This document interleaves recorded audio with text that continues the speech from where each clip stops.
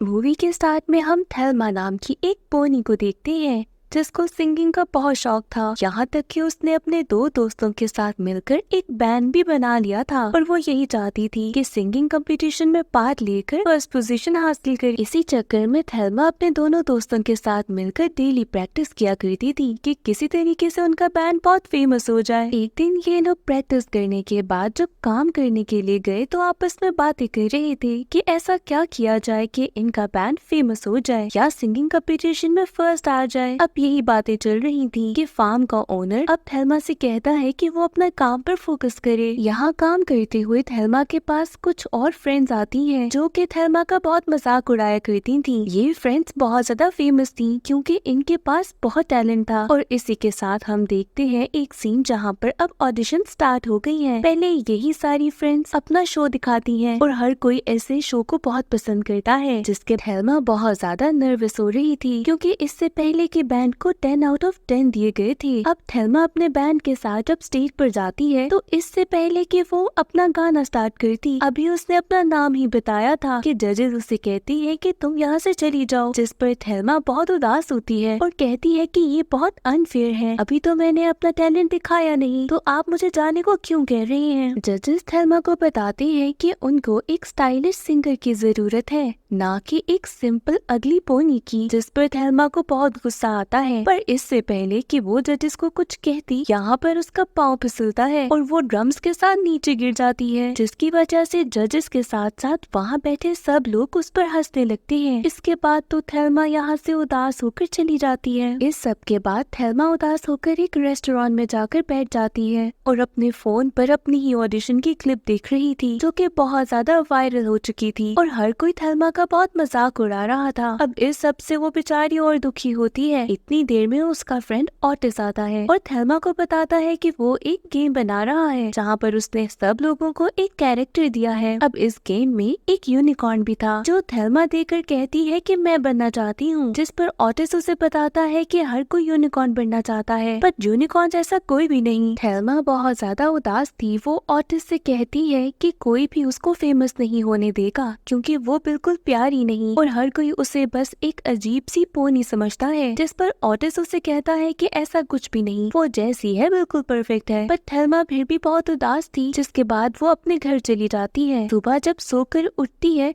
तो उसके सामने वही यूनिकॉर्न था और उसे देखकर थेल्मा फिर से काफी उदास हो जाती है। अब जब वो काम पर जाती है तो उसे वही दोस्त दिखाई देते हैं जिनका ऑडिशन कल बहुत अच्छा गया था और वो अपनी खूब सारी वीडियोस बना रही थी, जिस पर थेल्मा काम करते हुए थेल्मा को अपने सामने एक कैरेट दिखाई देती है जिसको उठाकर वो अपने माथे पर लगा लेती है। अब ऐसा लगता है कि जैसे वो एक यूनिकॉर्न है। अब थेल्मा के पास ऑटिस आता है तो वो उससे पूछती है कि मैं कैसी दिख रही हूँ। ऑटिस बहुत कंफ्यूज होता है पर इससे पहले कि वो कोई जवाब देता पास में ही एक वैन गुजर रही थी जिसमें बहुत सारा ग्लिटरी पेंट था। अब यहाँ पर वैन का बैलेंस थोड़ा सा खराब होता है और वो सारा पेंट आकर थेल्मा पर गिरता है। पहले तो थेल्मा बहुत ज्यादा परेशान होती है कि वो और भी ज्यादा अब खराब दिखेगी, पर जैसे ही पानी में वो अपनी रिफ्लेक्शन देखती है उसे पता चलता है कि वो तो अब ऐसा था कि जैसे नेचर ने थेल्मा की बात सुन ली हो। वो फौरन से अपने मोबाइल से बाकी पुरानी सारी प्रोफाइल्स डिलीट करती है और ऑटिस से कहती है कि उसकी ढेर सारी न्यू पिक्चर्स ले क्योंकि अब वो एक नई प्रोफाइल बनाएगी जिसमें वो सारी ऑटिस थेल्मा को मना करता है कि उसे पुरानी थेल्मा चाहिए,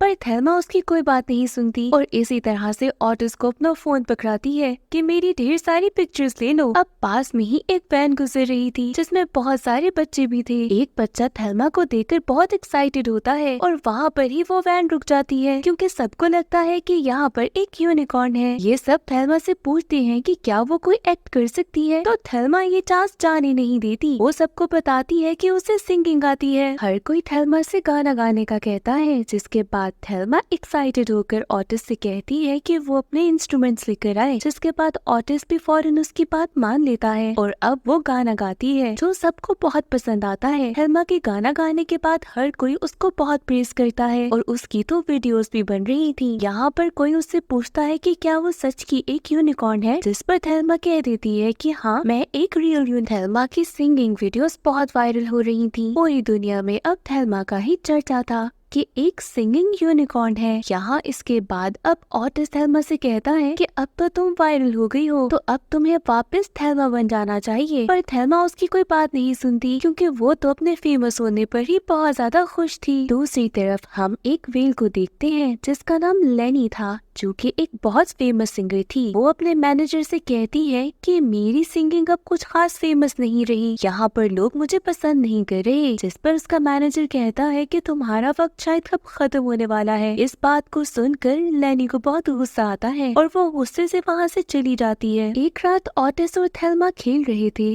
कि अचानक से उनको कुछ गानों की आवाज आती है। ये आवाज सुनते हुए जब वो फॉलो करते हैं तो उनको पता चलता है कि उनके शेड में एक बहुत फेमस प्रोड्यूसर आया है, जो कि उनको हायर करना चाहता था। ये प्रोड्यूसर थेल्मा से कहता है कि मैं तुम लोगों के साथ मिलकर एक एल्बम बनाना चाहता हूँ, जिस पर थेल्मा फौरन राजी हो जाती है। ये सब मिलकर इस प्रोड्यूसर के साथ उसके प्रोडक्शन हाउस में जाते हैं, जहाँ पर इनका ड्रीम पूरा होने वाला था। ये सब मिलकर बहुत प्रैक्टिस करते हैं, क्योंकि इन्होंने अपनी एल्बम रिलीज करनी थी। कुछ देर के बाद इस प्रोड्यूसर को निकी की कॉल आती है। निकी वही मैनेजर था जो कि अब चाह रहा था कि किसी तरीके से थेल्मा को यूज करके पैसे कमाए। निकी प्रोड्यूसर को ऑफर देता है कि थेल्मा उसके शो में परफॉर्म करे। जब ये बात थेल्मा से पूछी जाती है तो वो फौरन रेडी हो जाती है, जिस पर ऑटिस उसे काफी समझाता है कि तुम्हें ये डिसीजन सोच कर लेना चाहिए था। पर थेल्मा कहाँ सोचती, उसको तो बस एक अच्छा स्टेज मिल रहा था और वो लोगों के सामने परफॉर्म करना चाहती थी। ऑटिस का ये कहना था कि थेल्मा अभी इतने बड़े स्टेज के लिए तैयार नहीं हुई, पर थेल्मा को ये सब समझ नहीं आता। वो ऑटिस को समझाती है कि इतनी बड़ी अपॉर्चुनिटी हर एक को नहीं मिलती। जिसके बाद ये दोनों पहुंच जाते हैं एक प्लेन के थ्रू उसी जगह पर जहाँ पर निकी वो जानबूझकर थेल्मा को एक अलग कार में भेजता है और ऑटिस और बाकी दोस्तों को दूसरी कार में, जो कि रास्ते में ही खराब कर देता है ताकि वो शो तक ना पहुंच सके। दूसरी तरफ लेनी वेल को बहुत गुस्सा आ रहा था, क्योंकि सारा शो अब बस थेल्मा का था और उसे पता था कि जितने भी लोग शो में आ रहे हैं वो सिर्फ थेल्मा के लिए आए हैं। अब यहाँ पर थेल्मा स्टेज के पीछे इंतजार कर रही थी कि ऑटिस और उसके दोस्त आ जाएं, पर वो तो पहुँच नहीं पा रहे थे। निकी थेल्मा से कहता है कि शायद तुम्हारे दोस्त इतने बड़े स्टेज को देखकर भाग गए हैं, क्योंकि उन्होंने कभी इतने बड़े स्टेज पर परफॉर्म नहीं किया। थेल्मा कहती है कि मेरे दोस्त ऐसे नहीं, वो किसी स्टेज से डरेंगे नहीं। पर अब यहाँ पर वो क्या कर सकती थी, इतने बड़े चांस को वो खोना नहीं चाहती थी। जिसके बाद वो अकेले ही स्टेज पर जाने के लिए रेडी हो जाती है। स्टेज पर जाने साथ ही वो जैसे गाना शुरू करती है, लोग उसे देखकर बिल्कुल पागल हो जाते हैं। जहाँ लेनी वेल को ये सब देखकर बहुत बुरा लगता है और वो निकी। इसके बाद तो लेनी को बहुत गुस्सा आता है और वो ऐसे ही स्टेज पर चली जाती है, जहाँ पर अब भी थेल्मा परफॉर्म कर रही थी। उसका तो पूरा इरादा था कि थेल्मा पर अटैक कर दे। थेल्मा अपनी जान बचाकर वहाँ से भागती है, जिसके बाद लेनी अब लोगों के सामने परफॉर्म करने लगती है। पर यहाँ पर उस पर लगी हुई रस्सी टूटती है और वो बहुत बुरी तरीके से स्टेज पर गिर जाती है। लोग उसका बहुत मजाक उड़ाते हैं। अब निकी थेल्मा से कहता है कि तुम मेरे साथ कॉन्ट्रैक्ट कर लो, मैं तुम्हें बहुत फेमस कर दूंगा। जिस पर थेल्मा उसे बताती है कि वो ऑलरेडी एक प्रोड्यूसर के साथ काम कर रही है। जिस पर दोबारा निकी उसे फोर्स करता है और किसी तरीके से मना भी लेता है। थेल्मा उसे पूछती है कि क्या मेरे दोस्त भी यहाँ पर तुम्हारे साथ काम करेंगे। निकी बस थेल्मा को मनाने के लिए हाँ कह देता है, जिसके बाद वो कॉन्ट्रैक्ट साइन कर लेती है। इसके बाद जब वो बाहर जाती है तो बहुत सारे लोगों के बीच में उसे ऑटिस दिखाई देता है। ऑटिस से पूछने पर उसे पता चलता है कि ऑटिस की कार खराब हुई थी। अब ऑटिस को वो पूरी कहानी बताती है कि कैसे उसने कॉन्ट्रैक्ट साइन किया है। ऑटिस उसे समझाता है कि अगर तुम लोगों के सामने फेमस होना चाहती हो तो तुम्हें अपनी आइडेंटिटी रिवील करनी चाहिए। पर यहाँ पर वो कैसे बात मानती, उसको बस। दूसरी तरफ लेनी बहुत गुस्से में थी। वो अपने असिस्टेंट से कहती है कि मुझे थेल्मा से रिलेटेड कोई भी स्पाइसी इन्फॉर्मेशन ला के दो, जो कि मैं लोगों के सामने रिवील कर सकूं। अब दूसरी तरफ थेल्मा ऑटिस की बातों से काफी तंग हो चुकी थी। वो जाकर निकी को सब बता देती है कि कैसे वो कोई रियल यूनिकॉर्न नहीं बल्कि एक बिल्कुल प्लेन पोनी है। निकी सबको सुनने के बाद कहता है कि मुझे पता था कि तुम रियल पोनी हो और असल में यूनिकॉर्न नहीं। निकी थेल्मा को बताता है कि लोगों को कुछ भी रियल बताने की जरूरत नहीं, उसे एक यूनिकॉर्न चाहिए और वो बस गाने गाती रहे और ये उसे फेमस कर देगा। इसके साथ ही वो उसे बताता है कि तुम्हें अपने फ्रेंड्स को भी चेंज करने की जरूरत है। जिसके बाद वो उसे कुछ रियल लोगों से मिलवाता है जो कि बहुत फेमस थे और उसका मानना ये था कि थेल्मा इनके साथ मिलकर बहुत अच्छा परफॉर्म भी करेगी और बहुत जल्द ज्यादा फेमस हो जाएगी। ना चाहते हुए भी थेल्मा को ये सारी बात माननी पड़ती है। जिसके बाद वो उस फेमस सिंगर के साथ मिलकर बहुत सारी वीडियोस बनाती है और ये कुछ खास फेमस भी हो जाते हैं, इवन कि वो गाने कुछ खास अच्छे नहीं थे। जिसके बाद निकी इनसे बहुत सारे प्रोडक्ट साइन करवाता है और ये सब इतने फेमस हो चुके थे कि जिस प्रोडक्ट को भी लॉन्च करते थे वो फॉरेन मार्केट से सेल हो जाता था। अब थेल्मा अपने फैंस को ऑटोग्राफ देने के लिए आई थी। यहाँ पर लेनी की असिस्टेंट भी मौजूद थी। इसी के साथ ऑटिस और बाकी सब लोग भी थेल्मा से मिलने के लिए आते हैं, पर यहाँ थेल्मा को फील होता है कि वो सब उससे कुछ खास अटैच नहीं, जिसके बाद वो वहाँ से चले जाते हैं। थेल्मा को रियलाइज होता है कि वो फेमस तो हो गई है, पर इसके साथ साथ उसके फ्रेंड्स उससे दूर हो गए हैं। थोड़ी देर के बाद असिस्टेंट के कहने के ऊपर कुछ लोग थेल्मा के ऊपर अंडे फेंकते हैं, जिसके साथ ही थेल्मा के सर के ऊपर लगा हुआ वो कैरेट नीचे गिर जाता है। थेल्मा उसे फौरन सर पे लगाती है और फौरन वहाँ से भाग जाती है। अब इसी के साथ थोड़ी देर के बाद थेल्मा को कॉल आती है। ये उसका मैनेजर निकी था। निकी उसे बताता है कि थेल्मा को एक अवार्ड मिलने वाला है, तो वो फौरन तैयार होकर पहुंच जाए। थेल्मा तैयार होकर अवार्ड सेरेमनी में पहुंच जाती है, जहां थोड़ी ही देर के बाद उसे फील होता है कि उसके फेस पे लगा हुआ पेंट अब खराब हो रहा है। इसके साथ ही वो फौरन वॉशरूम जाती है ताकि मेकअप करके खुद को ठीक कर सके। वहाँ उसे लेनी की असिस्टेंट मिलती है, जो कि थेल्मा को सारी पिक्चर्स दिखाती है कि जब उस पर अंडे गिर रहे थे